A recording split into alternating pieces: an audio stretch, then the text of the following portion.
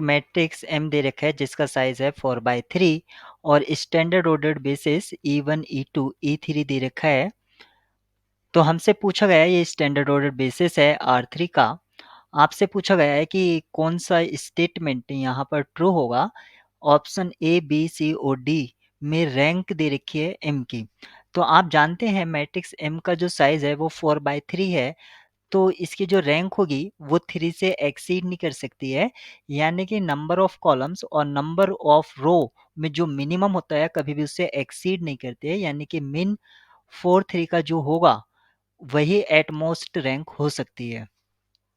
पहले ऑप्शन में कहा गया है कि अगर एम की रैंक 1 है तो जो सेट होगा ME1 ME2 क्या वो लीनियरली इंडिपेंडेंट सेट होगा। तो सबसे पहले एक रिजल्ट रिकॉल कर लेते हैं कि अगर किसी सेट में जीरो वेक्टर या जीरो एलिमेंट आ जाता है तो वो सेट डिपेंडेंट हो जाता है। तो हम ये देखेंगे कि क्या ME1 और ME2 जीरो वेक्टर या जीरो एलिमेंट तो नहीं बना रहे हैं। अगर बना रहे हैं तो हम इसको डायरेक्टली कह सकते हैं कि ये सेट लीनियरली डिपेंडेंट होगा। अगर रैंक 1 है इसका मतलब हुआ कि इसमें सिर्फ एक नॉन ज़ीरो एंट्री है और वो हम मान लेते हैं कि क्योंकि इसका साइज़ है 4/3 तो हम 0 0 और 0 0 0 0 सारी एंट्रीज हम 0 बना देते हैं। बस एक लास्ट एंट्री हमने 1 बना ली है। अब मैं इसके साथ E1 लूँ या मैं E2 लूँ, मल्टीप्लाई करने पर मुझे जो मिलेगा वो दोनों ही केस में 0 एलिमेंट मिलेगा। यानी कि ये लीनियरली डिपेंडेंट हो जाएगा। ऑप्शन ए हमारा ट्रू नहीं है।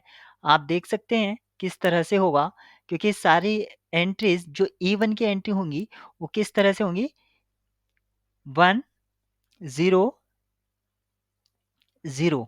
इस तरह से हमारा E1 एलिमेंट होगा तो वो आपको 0 वेक्टर दे देगा। अगर रैंक आपकी 2 हो जाए तो अगर रैंक 2 है तो मैं किस तरह से मैट्रिक्स को फॉर्म करूंगा। पहला मैंने 0 0 0 लिया, दूसरी रो भी मैंने 0 0 0 ली, तीसरी रो में मैंने एक नॉन ज़ीरो एलिमेंट मान लीजिए ये ले लिया और लास्ट रो में एक ये। अब मैं यहाँ पर अगर E1 के साथ इसको ऑपरेट करता हूँ 1 0 0 या मैं 0 1 0 के साथ ऑपरेट करता हूँ, तब भी जो मुझे रिजल्टेंट मैट्रिक्स मिलेगा या रिजल्टेंट वेक्टर मिलेगा वो आपका 0 कंटेन करेगा। ऑप्शन बी भी आपका फॉल्स हो जाता है क्योंकि वो डिपेंडेंट हो जाएगा।